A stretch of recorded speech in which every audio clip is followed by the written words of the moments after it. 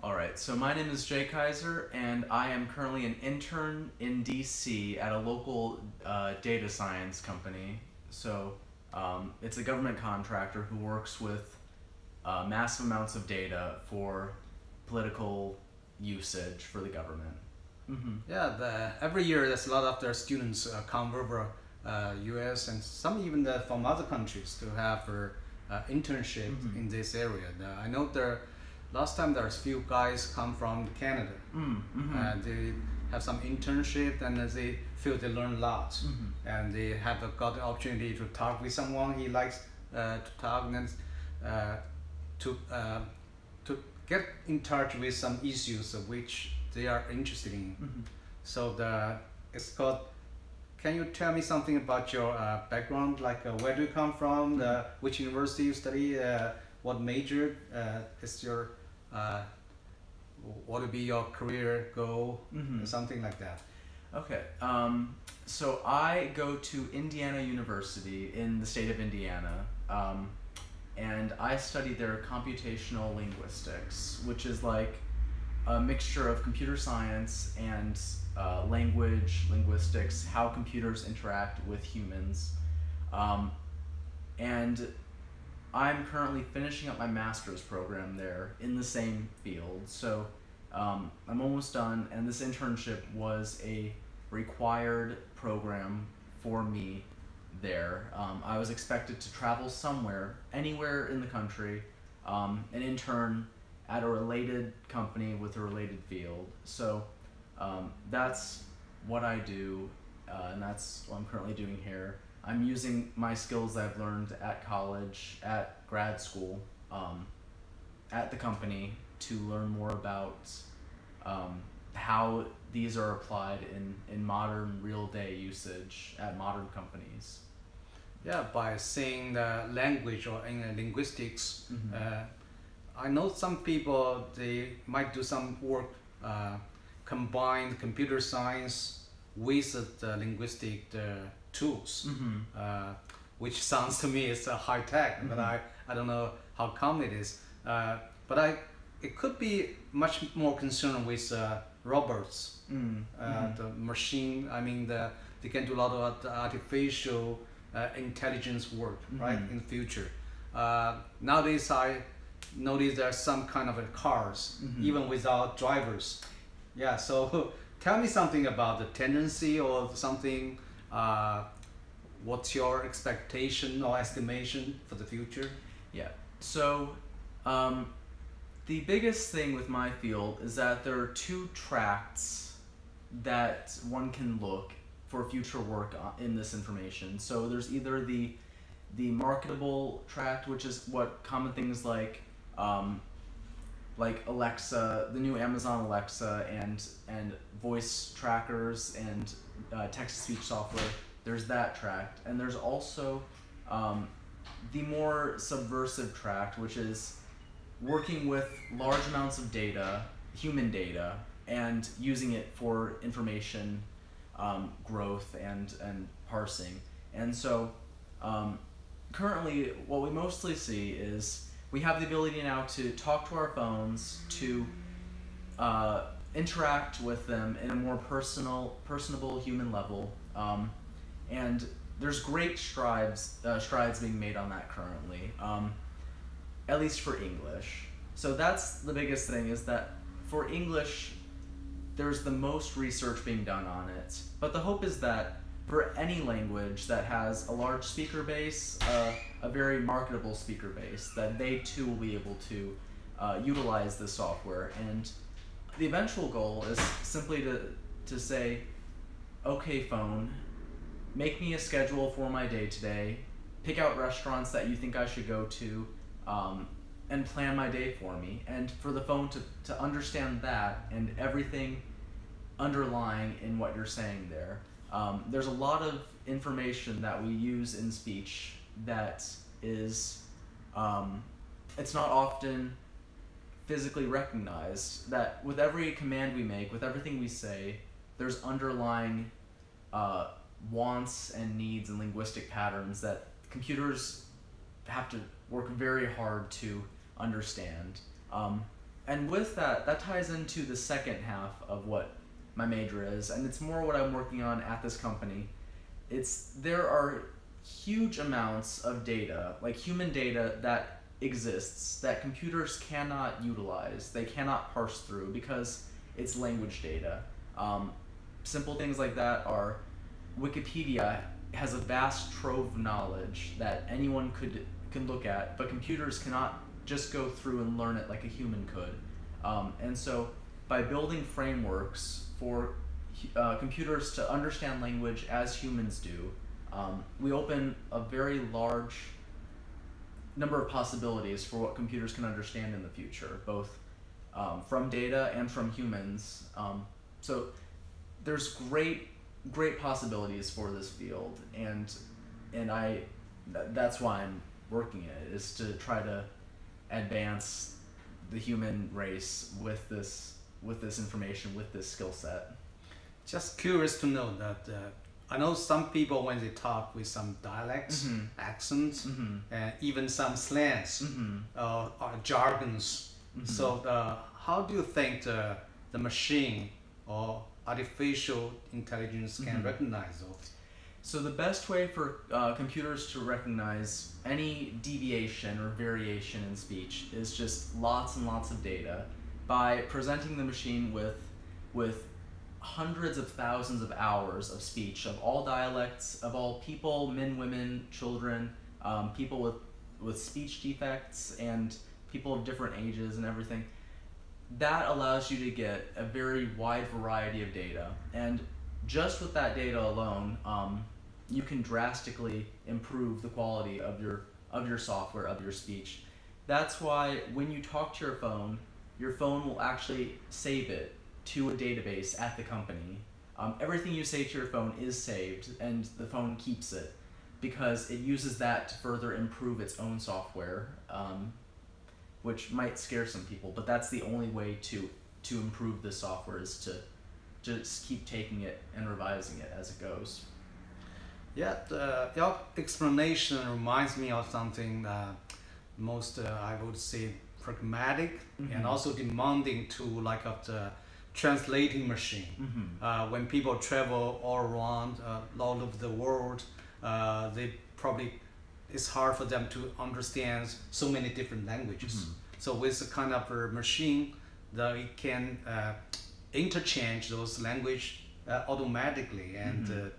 so in that case, people should not spend many years studying the foreign languages.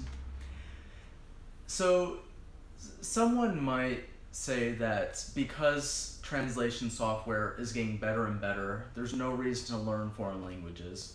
But the problem is that some languages are so different and so distinct that we are not making very strong headway to translating between them. So, for example, English and Spanish are very similar languages internally. The structure of them is very similar because they come from the same family. And so therefore, technology translating that is very quick and very accurate. But languages that are very distinct, like, for example, Chinese and English are totally different languages. Sure. They have very few similarities. And so for things like that, we are working to translate between them, but it's still very difficult. And some languages are even vastly more different than Chinese would be, and that's a whole other problem to Sure. work with. Mm-hmm. Yeah, like Tibetan. Like Tibetan. Yeah, and also there, when Taiwan people, the local Mhm. minorities, when speak, we can never understand. Right. Even the words is quite different. Mhm. And also the case with Cantonese. Mhm. They live in China, but when they talk, Mhm. they even use the different characters. Mhm. So that's I don't mean that to be perfect resolved or a solution, but I would say with this kind of intercultural, interlinguistic tool, that people can use that very frequently and in a very feasible way in very short period of time. You don't have to spend many years to study the basic communication. In that sense, if we just given that you will travel 20 countries within 1 month. So that's maybe the most time-saving or most cost-saving way to communicate. Yeah, that's very true. The fact that any translation could be done between languages, and importantly, the most simple translations are used for day-to-day usage. I don't need to know how to read complex political papers to travel to another country and just get around and ask for directions. And that's the one nice thing, is that this technology allows us to translate any language, given enough work researching it, for the common layman who can just travel by and just have adequate usage in the country. So, you know, I just imagine kind of interesting tool, like a mask. If you put the mask on, when you say your mother tongue, for me it's like a Chinese, I speak Chinese, but when it comes out, maybe just 20 seconds or even 50 seconds later than the normal speed, but with the output of another language.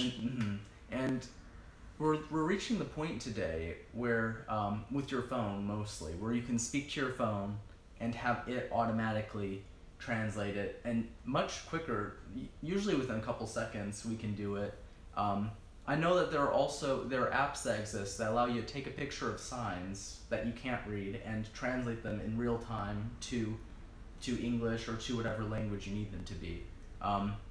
So the technology is definitely advancing very quickly, and I predict within a couple decades it will be at the point where for any basic usage you can easily translate between almost any popular language in real time very quickly.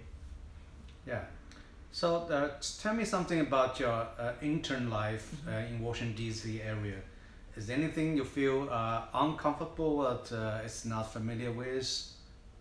So traveling to DC was it was a huge jump between what I'm used to and what I can do normally.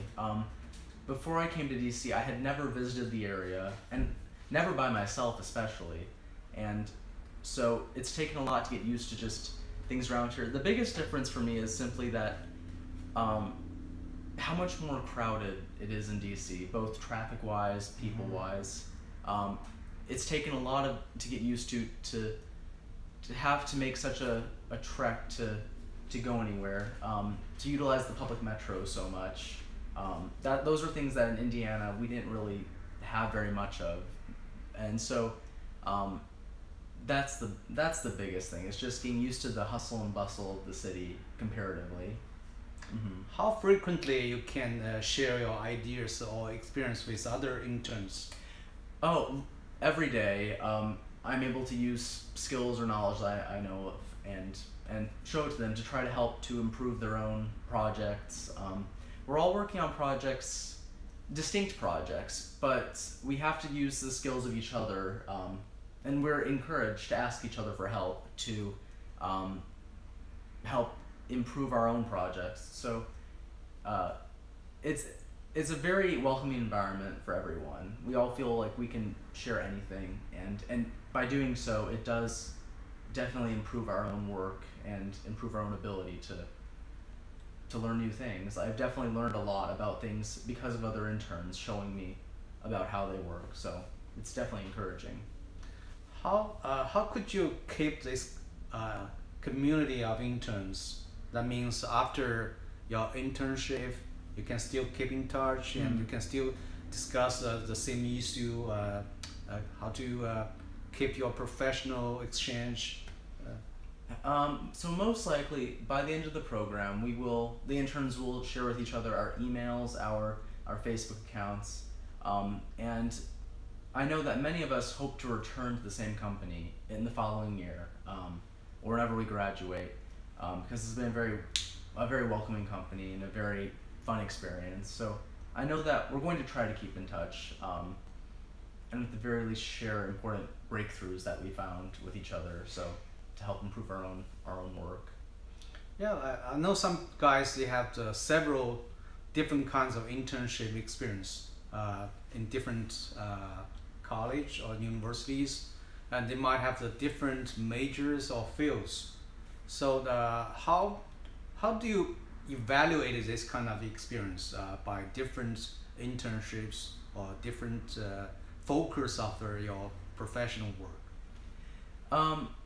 Before I came here, everything I worked on was through a researcher's eyes. It was for publishing data to be used to expand the field. It was never real world application. And so this is definitely, it's a lot to get used to just worry about honing your skills to improve a company as opposed to trying to expand the world of knowledge of my subfield.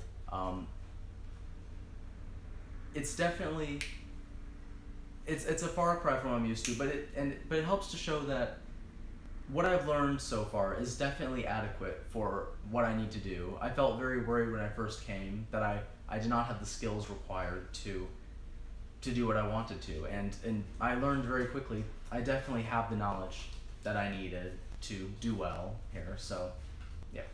Yeah, what kind of suggestions or advice can you give other people in the college if they want to apply for internship in summer, and what should they do before they actually apply for one? Before you apply, well, first, when you apply to as many as you can, and don't feel that because a company is not directly well known or common overall, that you should not apply to it. I applied to this company knowing nothing about it,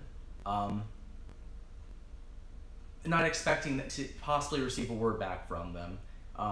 And all the main companies that I did apply from, I received rejects from, but that should not stop you from still applying. And moreover, if you feel confused about a topic that you're learning about, just research more about it in your free time. If you think that this is a useful skill that you'll need to use, just don't worry about using classes to learn it. Read books and just go online, because people have made many tutorials for things that you should know. And if there's something that you just don't understand or you don't know if you need to know, don't worry about it. If you need to know about, you'll be told, and they'll give you time to learn it yourself. So there's no high pressure stress for any skills whatsoever. Yeah, do the companies would require you to write something before you leave the internship, like a report or kind of a summary of your experience during the firm? I'm not sure if that is part of it. Probably either way I will write to relate to the company, just to say what I feel like I've done and to thank them for the experience they've given me. But if I needed to write a report, I could definitely do so. I've learned enough to easily write 5 or 6 pages of the knowledge I've gained from this experience. Sounds very good and also very interesting. Mm-hmm. Thank you so much for sharing your experience. Yeah, no problem whatsoever. Yeah, hope next time we can talk more about your experience, your ideas on some other issues. Okay. Thank you. Yep, no problem.